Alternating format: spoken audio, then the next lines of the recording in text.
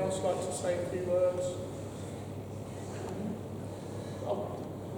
Oh, Marilyn, so sorry, Marilyn. Gosh, I'm in a fog. Right, without any further ado, come on, Marilyn and Lisa. Thank you.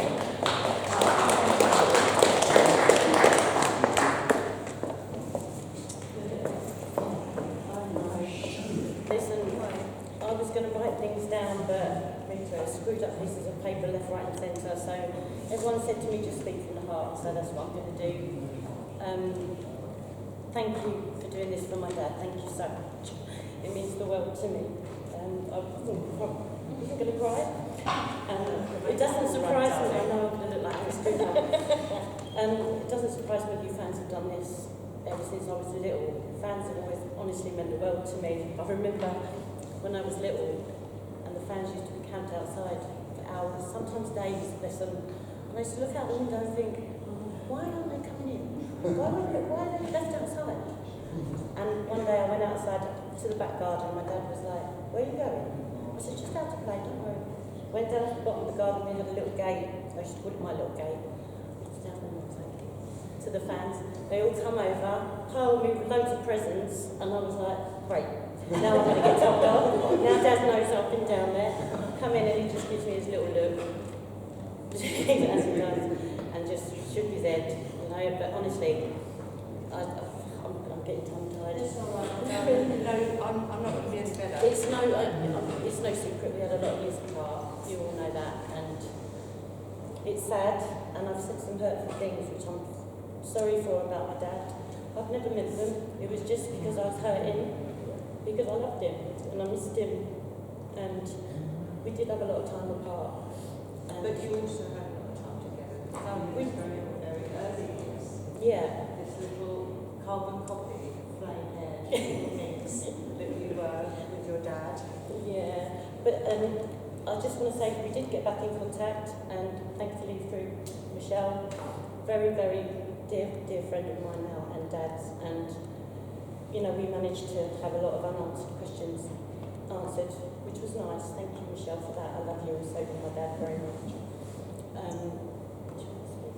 I'm losing it. I don't know what to say either, actually, but just to say that, you know, I first met Steve in 1968, and when him and Brian were going to be stars, very, very early days, and I watched them climb, but my outstanding memory of them is when myself, Brian, Steve and Pat, we went to Hayes Market one Sunday morning, and it was not long after, I can't remember which actual song it was, because I am a as you know, but obviously they have become known.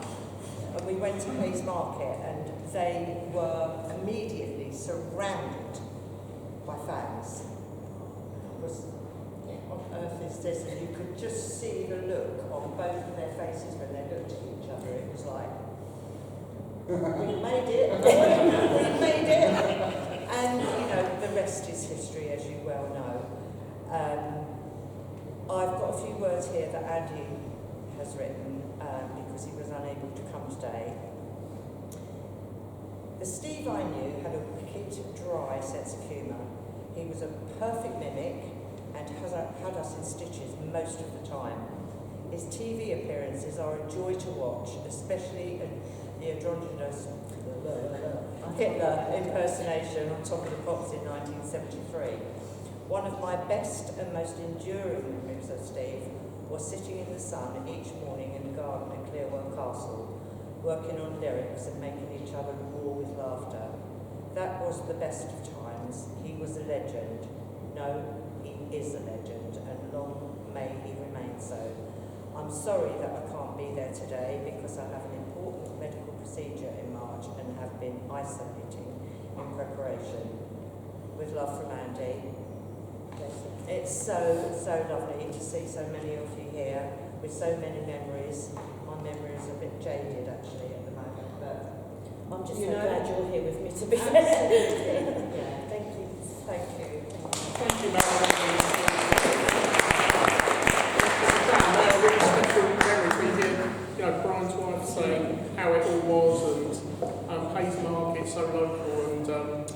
incredible. And we're going to play a very, very special piece of music, which is one of Steve's favourite ever tracks, which he actually wanted played at his funeral. So we thought, Lisa said, why don't we play it today? So that's exactly what we're going to do. So thank you, Cheryl, over there on the Bluetooth.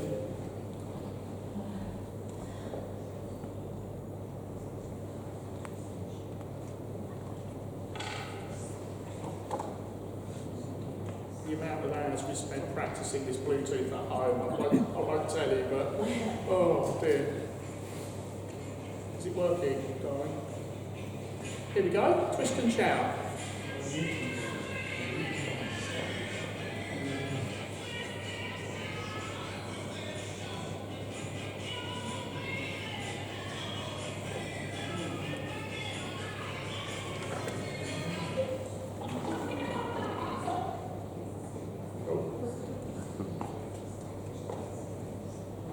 Wi-Fi is playing up. It is.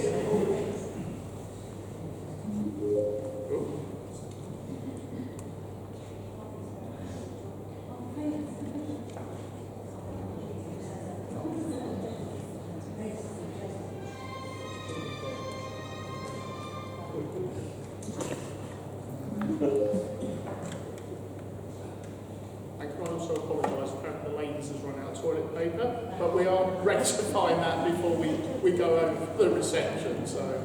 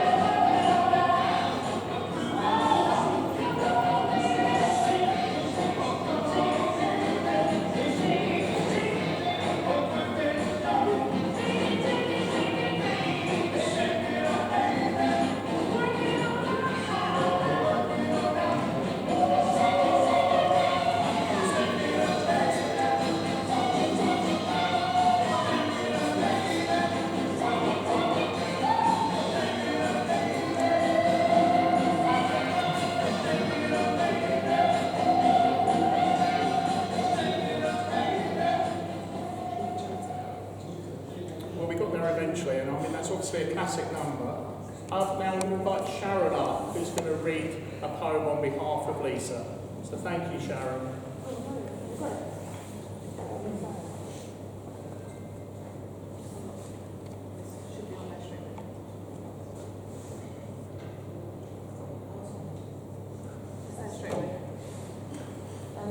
If I could just say this is a poem that meant so much to my dad, seriously. He used to cry and be very emotional with it, but he always wanted to put music to it because of the meaning behind it, and it meant a lot to him. So I'm useless at reading and haven't got my glasses. O death, rock me asleep. Bring me the quiet rest. Let me pass my weary, guiltless ghost out of my careful breast. Toll on the passing bell. Ring out the doleful knell. Let thy sound. Missed it. Sorry guys. Let thy sound my death tell. Death doth draw nigh. There is no remedy. My pains who can express? Alas, they are so strong. My dolor will not suffer strength, my life for to prolong. Toll on, thou passing bell, ring out my doleful knell. Let thy sound my death tell, death doth draw nigh, there is no remedy. Alone in prison strong, I wait my destiny, woe worth this cruel hap, that I should taste this misery. Toll on thou passing bell, let thy sound my death tell. Death doth draw nigh, there is no remedy. Farewell my pleasures past, welcome my present pain. I feel my torments so increase, that life cannot remain. Cease now, thou passing bell, rung is my doleful knell.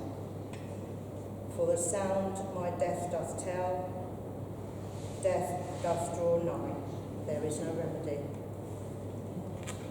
Thank you, Sharon. And now I'm going to invite up our great sweet friends, Darren and John, to read a few excerpts from the book. So do you want to come first, please, Darren?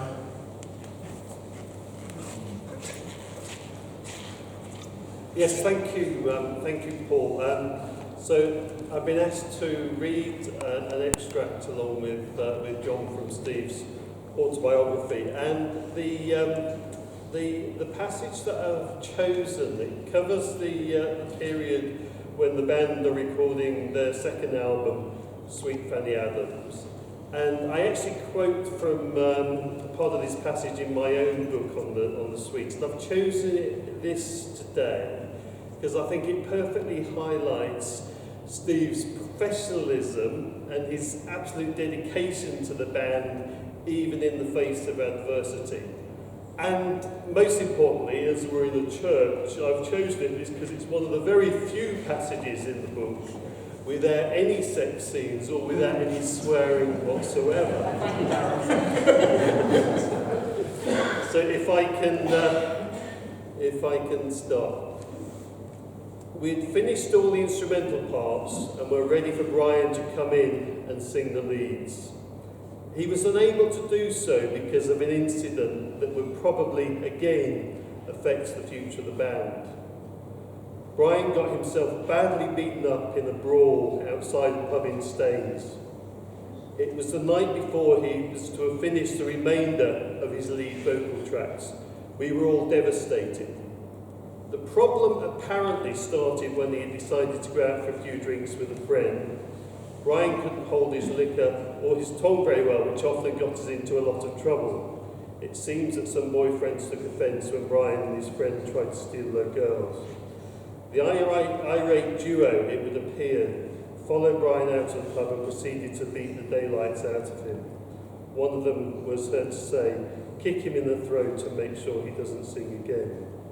I have since heard that it was planned, and it couldn't have happened at a worse time. There are a few people who know exactly what happened and why. Brian was taken the next day to a Harley Street throat specialist who informed him that he had a very bruised larynx.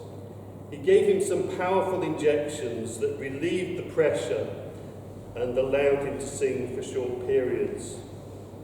It worked up to a point, but it was obvious that some of the keys were much too high for him. He managed to get through the majority, but when it came to Restless and No You Don't, it was hopeless.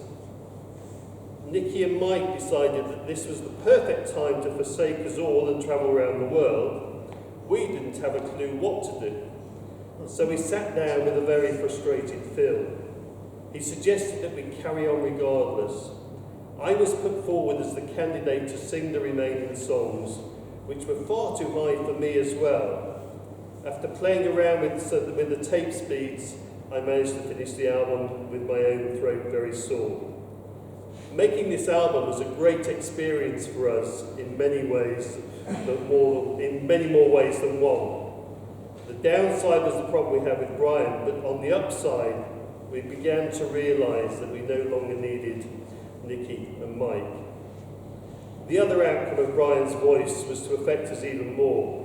Pete Townsend of The Who really wanted to see us play with them at Charlton Football Stadium.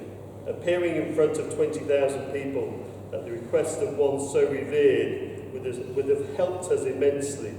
It would also have launched our first real album into the charts, I have no doubt. Not only could we not do the Charlton show, but we also had to cancel a British tour and even offers from America. So much for timing. Thank you, and thank you, Steve. Thank you for the music, Steve.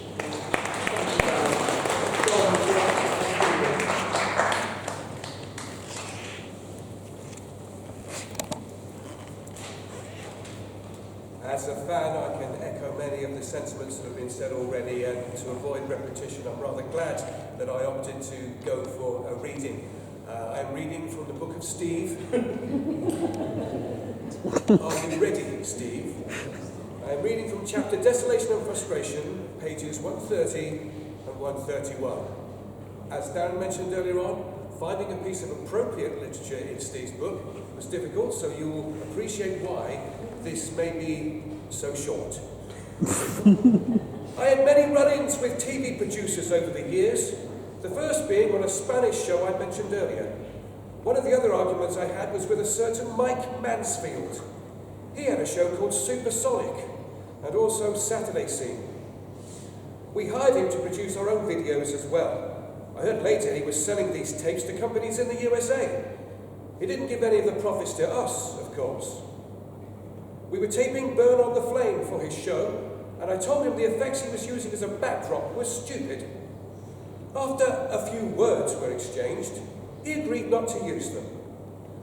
When the taping started, I noticed the effects were back in. In total fury, I threw down my guitar and walked off the set. If you have a copy of the video Ballroom Blitz, you can see both Brian and Andy laughing because I had disappeared. When it came to doing action, Mansfield was in such a snit. I nearly said a different word there. That's an American term for in a foul mood, evidently. Mansfield was in such a snit that he wouldn't put the camera on me at all. To be fair to those producers, I suppose it must have been difficult to come up with something original every time. Steve, thank you for the music. Oh, thank you. Right, so at this stage of our celebration today, we thought it'd be a nice idea if everyone will come up, maybe Lisa first, and then all the people on my left, and then the people on their right, and just place a candle. I've got a taper to light your candles while we listen to Restless and Anthem number 1, Lady of the Lake. So, Lisa, would you like to start off? Thank you.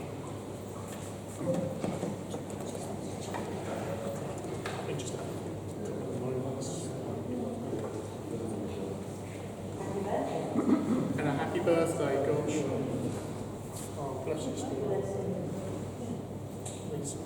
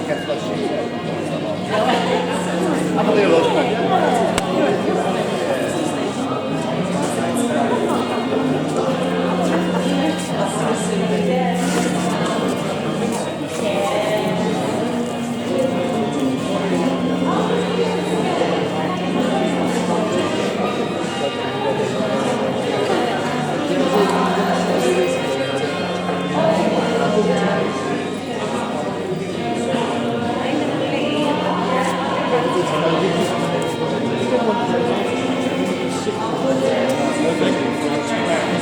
was there.